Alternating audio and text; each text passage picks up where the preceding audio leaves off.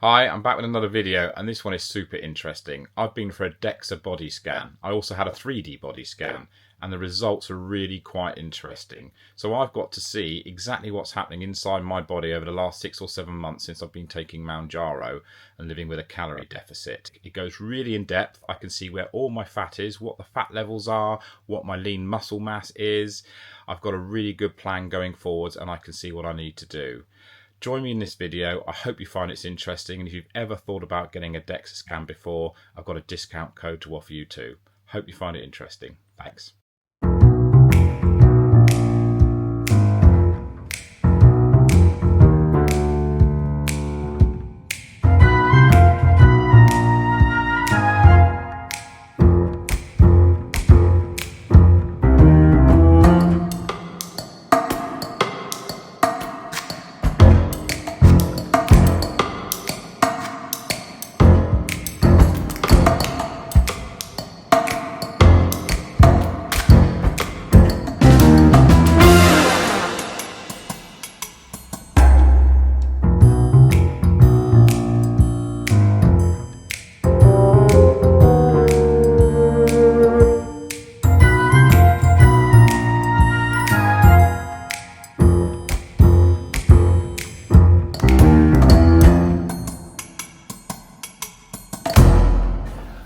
What are you doing here? Have you been following me? I'm here for my DEXA scan and 3D body scan.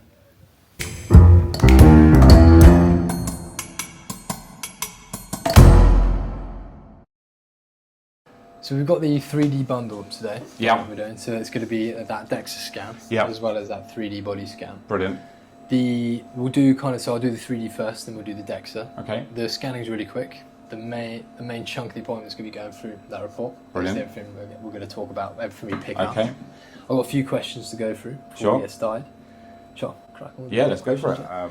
Looking to lose a lot more weight. I've already lost quite a bit of weight, but I've got a long way to go still. Mm-hmm. So I was morbidly obese. I think I'm probably still morbidly obese or very obese. We can see, so we'll get different scales. I mean, the most widely recognised health assessment, BMI. Yeah. We have it in there and we talk about it. Brilliant. But we have different measurements we look at that are kind of what we want to focus on more. FMI, which I'll talk about that once on the screen. It's a bit good. Kind of easier. We can use our composition to give us a more accurate estimation of our RMR, and then energy expenditure on top of that gives us that maintenance calories. That we can Brilliant, and we'll be doing that today. I can show you. Yeah, we can go through that. We've got a calculator that we can use on our website. So we've got the 3D body scan. Yeah.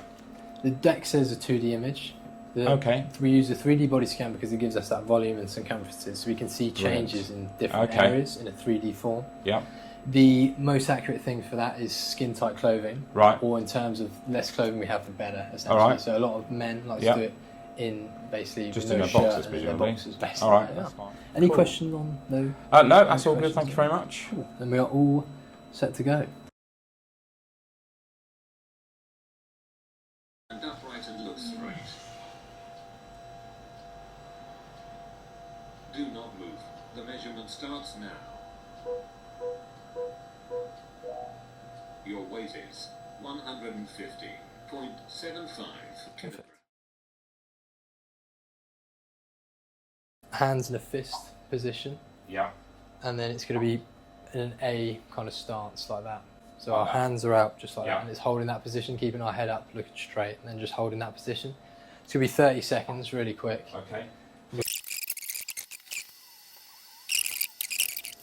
So that's going to get all my circumferences then, all the important green ones. lines, all those measurements, and then it'll be in the report kind of how we do the different sections, different areas and those measurements. Really? And right. we'll get, in terms of comparison reports, seeing changes, you can see specific areas. Right. That'll be very handy. Change from. A bit more accurate than a tape measure then. Yeah, more accurate, isn't it? When we're ready. Brilliant. It's going to be, all good. So my head's got to be So it's going to be at this end, We ready? Yeah. Cool, so I'll start the scan for the whole body. Now, starting the scan.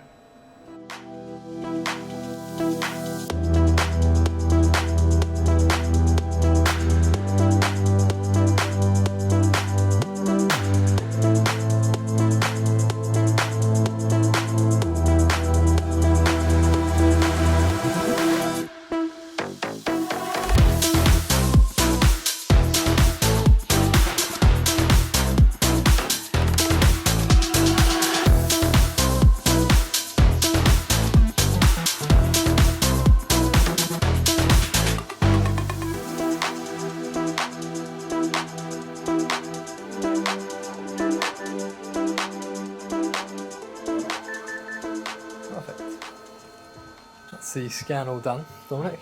How was that? No problem at all. Yeah, nice. I'll take this band off, give our feet back. There we go. Bed's just going to keep moving down, but feel free, we can move now. Scan's all done. Brilliant. Yeah, this is our report, Dominic. First page, we always go over BMI. Yep. Just because it's the most widely recognised health assessment. Sure. But it is a very dated one. We'll talk about it here, kind of how it was done. 1830. And also the sample it was done on as well. Yeah. It's not giving us that full picture either in terms of looking at our different tissue. Right. So it can be a different story. Muscular individuals are always often classed as overweight or obese. Yeah. When we know that's not the case, it's because it's not factoring into account muscle mass, basically. So as a guide, it's not really a good one to base off. Doctors are slowly refraining from using it now, which is good. It's kind of the direction we should be going in. Yeah. Because it is just taking into account those two things to give us the height score. and weight. Yeah. Okay. If we're interested in our BMI, that's what it is. Yeah. But we go more in depth now with the DEXA. Yeah. In terms of our different tissue. Yeah. But if we know where our measurements are in terms of the different tissue, that's when we can really get a good guide of what we want to do. Right. Basically. Our body fat page. Yeah. We pick up two things: our total body fat percentage. Yeah. And our total body fat mass in pounds. Okay. The total body fat percentage, we can see it there, being 30.1%. Yeah. We've got this classification here, Yeah. basically showing what category we're in. Right. Being 30.1%. We can see we are within this category here. Above average, yeah. Above average. Course, Basically, average, basically no normal, surprise. what we tend to see. Yeah. The comparison data we can see here. So when we're looking at our total body fat percentage, we've got this age-related chart. The blue X is us. Yeah. So at 30.1% there. The blue line is the average for our age. Kind of an interesting thing to look at in terms of that comparison data. It's interesting to see where we're at. Yeah. It's for everyone that's done the scans. We're the UK's largest DEXA database. Okay. So we've got a large sample size. Right. We had over 35,000 scans since March, and it's only been growing since. Brilliant. And in terms of, I'm only speculating, but I imagine we're getting more health conscious people in, I'd say. So people kind of looking into monitoring where they're at. Yeah. I'm only speculating, but I imagine the general population, averages, and all these variables we look at would be generally higher as comparison data. Composition's affected in two ways, so through fat mass and lean mass. Yeah. We look at our fat mass in more detail by looking at our total. Yeah. And then getting this relative to height measurement. So we call it our FMI. Yeah. It's basically our more accurate BMI. It's our fat mass index is taking that total, dividing it by our height to give us that value there. Okay. We've got this baseline now. It's all about basically competing with ourselves. That's the number we can kind of work with. So next page we look at is our visceral fat. We've got different types of fat. The one we consider the most dangerous is that visceral fat. It's that deep internal stuff around our organs. Yeah. We don't want an excessive measurement of it. We talk about we need some, it's protective, but a healthy measurement we look to be below is 100 centimetres squared. Okay. We see ours is just at 130. Yes, just over 30% again. Right. So we're just into this increased risk. Right. Things like insulin resistance, cardiovascular disease, and metabolic disorders. Right. We're not in this high risk though, which is good. That starts at kind of 100. This is why I wish I did this right at the start. To see kind I of would love to know where I was. I'm quite sure I was in high. That's the relation we see. As this goes down, this goes down. This will go down, right. How we've analysed this, so DEXA is the only thing that gives you a specific visceral fat measurement. That's what ours is. How we've got it is through looking at your abdominal wall. Yeah. These boxes here, yeah, that's our abdominal wall. If it's pushed out a lot, the only thing that can do that is visceral fat to drive it out. Yeah. That's why they're looking at waist to hip, waist to height ratio more nowadays. Because it's that generally, so that abdominal cavity is generally where we accumulate the most visceral fat. Right. I'm sure I was right over here. But yeah, we've got a nice. I'm not saying that to make myself feel great because it's down here. I'm obviously convinced it was up here. Yeah, and that's what we do tend to see. So in terms of, by the sounds of it, we know this has gone down. Yeah. And that would have definitely taken some of this down from where it was. Oh well, true. So yes. Would have brought that down, which would. Yeah. Most likely bring this down as well. With DEXA, we're basically able to distinguish the different tissue, the abdominal wall. Yeah. This is our subcutaneous fat. Right. Yeah. So you can see it's the orange on this heat map. Okay. Let's call it. It's basically so is that we want some of that, do we, to protect our body? So in terms of, we talk about this range, for men we definitely wouldn't want to be below 2 for FMI. That's what they look at because our body needs fat mass reserves for multiple different things. Hormonal function being a big one. Energy levels and things like our immune support. Right. Loads of different things. Okay. But yeah, this is like our heat map, like I like to say. So Yeah. it's the composition of the different tissue. Blue Right. being the bone, red being our lean mass, mainly the muscle mass. Yeah. Orange being the subcutaneous fat. So that's the stuff we can pinch, stuff that's underneath our skin. Yeah. It's kind of a cool visual, coloured Yeah, in definitely. version of the DEXA. Yeah. And so when we see this go down, FMI, Yeah. visceral fat tends to go with it. Yeah. But it's also looking at specific things that can increase it. Alcohol and smoking. Right. I'm glad can I don't do increase either it. of those So anymore. that's all good then. Yeah. Ultra high processed food, poor sleep and stress levels. I have very poor sleep. It's working with our hormones, like with Yeah. our sleep pattern. If we've got good sleep, our hormone balance tends to be Right. quite good, and that's kind of where we're also looking at cortisol in particular, those Yeah. stress levels. That can increase visceral fat as well. Okay. HIIT, that's so high intensity interval Yeah. training. That is specifically seen to burn visceral fat. It can be kind of counterintuitive HIIT because we do fat max tests, basically body view as well. What they show is high intensity exercise. When we're in those calorie deficits, Yeah. we can actually sacrifice a lot of muscle mass. Oh, right, okay. So that's something we typically wouldn't look to do because of that. We can see that shift. We wouldn't look to do what? Sorry, what type of HIIT. exercise? So we HIIT wouldn't is do. good You wouldn't for suggest HIIT. reducing It's good for visceral fat. visceral fat. Yeah, and in terms of, but it can sacrifice a bit of muscle mass Right. because we're burning a lot of calories. Yeah. But high intensity exercise tends to burn carbohydrate. Right. Oh calories yes. Yeah. rather than fat calories. That's Yeah. why they talk about it. That's really interesting what you've just said, because it says my fat burning range is saying my heart rate of say between 101 and 120 beats per minute. And I'd started walking. That's the first thing I've been doing in the last few months. And it feels really easy to get into that heart rate zone. And it's telling me that's the best zone to be in for fat. So that's what I'm trying to Yeah. encourage everyone about. Yeah, it's So- because that low intensity exercise, our body needs oxygen to oxidize burning fat. Right. So that's why when we're in those higher threshold zones, Yeah. we're actually not really optimizing burning fat. Yeah. We're burning more calories, Yeah. but carbohydrate calories, which can basically take away from our muscle tissue, Right. which we don't want to do when we're in The deficit. average age of my audience is between 45 and 65, at the moment, which is what I was aiming for as well, because I'm middle-aged, I'm 50. Yeah. So what you're saying here is really helping, I think, Yeah, hopefully in with the terms of- audience too, yeah. It's a holistic approach as well. But in terms of fat burning zone, if Yeah. our goal is reducing fat mass, Yeah, the low intensity stuff's the stuff we want to be doing in particular. We're working Right. with the deficits. so That's how all well am I about- doing for lean mass then? We are in the my top clinics? 2% I'm in the in top terms of- 2% for lean mass. for people the same age, gender, and ethnicity. So So this is a really high score. Is that a good thing? That's where we want to be. This is the healthy tissue we want lots of. Right. It's seen in research and studies more nowadays. So if I hadn't allowed myself to get all this obese fat, I'd be probably pretty good looking. So we've got a lot of muscle, strong lot of muscle. foundation, basically. It's what we tend to see. So in terms of, because they can go hand in hand, these things. But that's Okay. the one we're looking at. We know we're looking at muscle mass in more detail because it's cancelled out organ weight of lean mass. Of course, yeah. But it can. And this one's the one that myself and millions of people that I look at on YouTube making comments, other YouTube makers, and people asking me or talking to me on my YouTube channel, is there's this massive thing. Everyone's really worried about their protein consumption, including me, and perhaps unnecessarily, and how, nobody wants to lose muscle mass. And this is so this number here is what we associate with sarcopenia, Yeah. basically that low level of muscle yeah. mass. We see health problems stem from that. Right. But like I don't know if I said it earlier, the more basically seen in research and studies more nowadays, the more muscle mass we have, less health problems we see. But we also deal with health problems a lot better when we have higher levels of muscle mass. This bit is Kind of really, we really, focus on. yeah, It's big for longevity. really big focus. So Which longevity, I'm we'll 50 talk years about. old, lots of people watching this are older than I am. It's the muscle mass, the lean muscle mass, excluding my organs, so that one's Yeah, really accurate. this is the one we focus on, Yeah, But we'll get that breakdown as well in the next page of different parts of our body as well. So this is where we can see how they relate as well. right. The main thing we talk about, basically through lean mass, the recommendations, Yeah. is basically resistance training. Okay. Resistance training, it's good in terms of when I go to the longevity page at the end, it's good for everything across the board. It's the best lean mass builder or maintainer, basically. So it's the best thing we can be doing to tell our body, set a stimulus telling it to keep this healthy tissue we want lots of or increase it, Yeah. depending on where our levels are. Right. When we're in deficits, we know we're going to be breaking down tissue. Specifically, our aim is to break down fat tissue.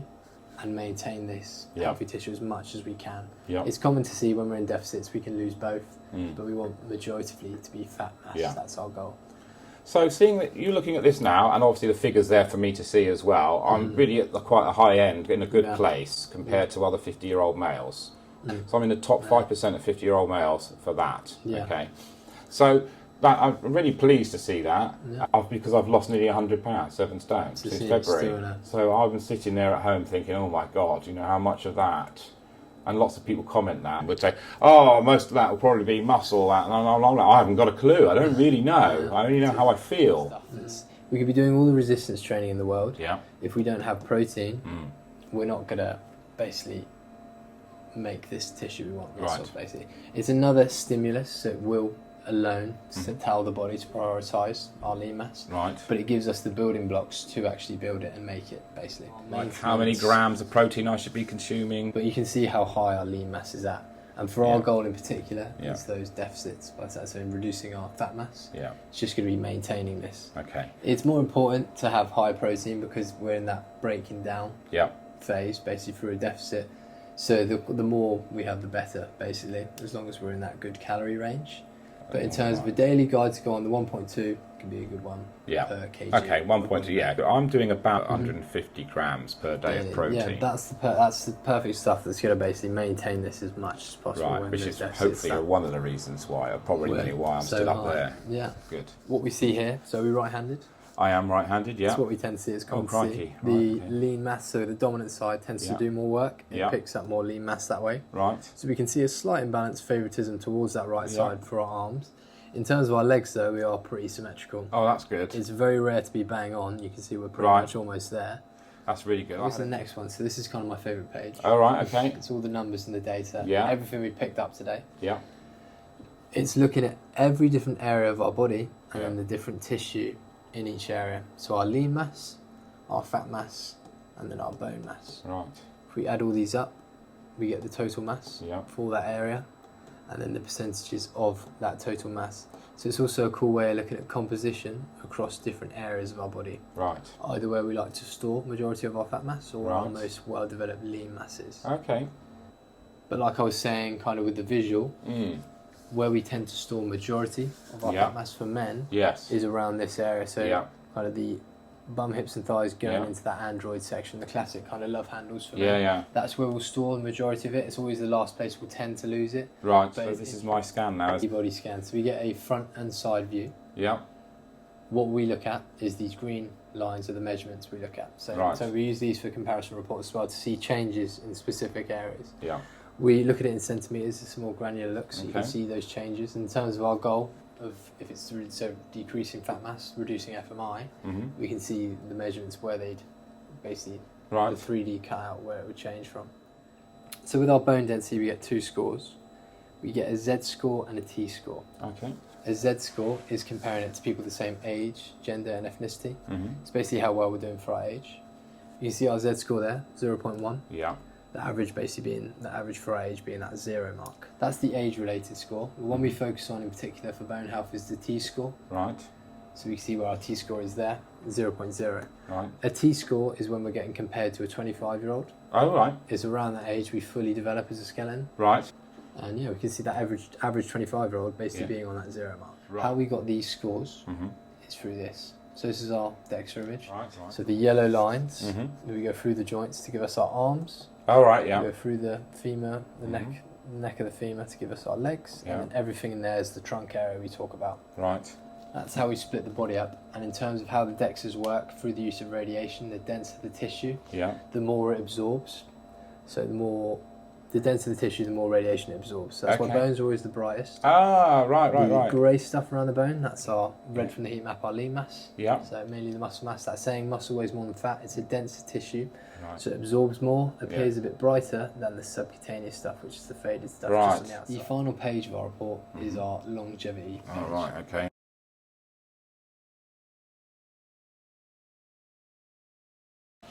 So with this, we get a score out of 100. Yep. It's basically all the variables we looked at through DEXA today. So these 5 things, we have these target ranges we want to be in. We work with longevity doctors to put this together. So you can see it's a point system that basically gets added to that score. Yeah. You can see what they value the most in terms of longevity, that Yeah. visceral fat being the most points getting added to that Right. score out of everything we've looked at today. Yeah. And the target range they want us to be at is 80 centimetres or lower, just Right. to be away from that 100 centimetre mark. So we've got some of the points there, but in terms of when we're in these zones, we basically get all the points. Yeah. So you can see that's what we've done for our muscle mass, Mhm. in our arms and legs in particular, that Yeah. appendicular. This is well away, that's the target range they want us to be at, just away from that sarcopenia number we Oh, talked yes, about. yeah. But we see how well we're doing there, Right. get all the points. Right. Our bone density's in a good place. Yeah. In terms of this scan, it's shown basically above that 0, average 25-year-old. Mhm. So we get all the points there. Excellent. FMI, that's where it's taken a few points off as well as the visceral Yeah. fat side of things, just because it wants us to be in this 2 to 5 range. Yeah. And in Yeah. terms I've of got a long way to go. Yeah. it's kind of a cool baseline number to work off. Yeah. And then the symmetry side of things, Mhm. we haven't got big imbalances anywhere, so No. we are pretty symmetrical I'm across pleased the board. about that, Get yeah. all the points from there as well. Right. It gives us an action plan. Okay. So in terms of talking about the status, in terms of where they want us to be in these target zones Mhm. for those areas, 3 out of the 5 things we looked at being in healthy places. Yeah. Basically saying keep doing what we're doing. The thing we talk about a lot, resistance training. Yes. It's good for everything across the board. It's going to help reduce visceral fat and keep it at bay. Yeah. Increase or maintain our muscle mass. Yeah. And in a way that helps our bone mineral density out. And we have Right. good lean mass levels, muscle mass, Mhm. because muscle is attached to bone. Yeah. It's bone loading in itself, so it increases our density as well. Okay. It kind of works in two hands. So it gives us that going. It starts to talk about a calorie deficit. Right. Here we go. Yeah. So Okay. in terms of, it talks about how extreme the deficit, the time frame will see it. Obviously, the bigger the deficit, the shorter time frame will see it. It's always good to do a sustainable deficit, so we never really advertise going into really extreme deficits. Yeah. So 400 is a good one we like to start with because it gives we're staying around our maintenance calories. So Yeah. in terms of it's helping out our metabolism as well, and also working with our muscle mass as well. We Yeah. know if we go into these ones, when we're in big extreme calorie deficits, we can actually lose a lot of muscle mass as well as the Yeah, fat sure. tissue. Because Okay. a kind of a good one we like to focus on is kind of around that 400 calorie deficit. It's more sustainable, more enjoyable, and our body takes time to change. Should do, because I'm a believer that Mounjaro and the other equivalents is not a magic wand. I think it's like a crutch. It's a support mechanism there to take away the food noise while I start getting better at exercise, better at nutrition. And that's Yeah. the way I want to treat it. No, it's a good And way I to have look a at it. lot of people comment that they say it's failing me. Mounjaro, I'm always hungry, I'm really, really hungry, I'm starving, it's just not working for me. And then you go back to them, you ask them, okay, what are you doing then? And they say, well, I'm eating healthiness now, but I'm going down the gym and I'm doing swimming and I'm doing running 5 times a week. Okay, how long have you been doing that exercise for? And they go, well, I've just started because Mounjaro, just started doing Mounjaro, I've just started doing this. Working with your hormones with Mounjaro, but if you're doing things like exercise, Yeah, it's gonna work with our hormones as well. Yeah. So it's kind of that So is double whammy. counterintuitive in a way. yeah, Because you're basically suppressing them, but then you're elevating them again with things like exercise. Right. That's kind of how it works out, Yeah. essentially. It's kind of amazing kind of how. Resistance training is good because it's just giving us that stimulus. We know we might there's more energy expenditure in it. So in terms of Yeah. our maintenance is going to go up, mm-hmm. but in a way that's working with our calorie deficit as well. Yep, Because all it will do, we just have that little bit more can eat basically, mm-hmm. and it's not going to fluctuate our calories as much as kind of HIIT training is. No, okay. And kind of that. So I think I just need to do what I've been doing and trust my body and how I feel. Yeah, more than it's all- anything else. that's there. And I can go online and do this myself on your This- website. yeah. Can I? About it shows you how many weeks and Yeah, this it's a cool this thing deficit. to kind of play around with in terms That's of our in the goals. We can see kind of calculator. what our goal is and what time frame we want to look Right. at, and where our scores basically go from. So scores.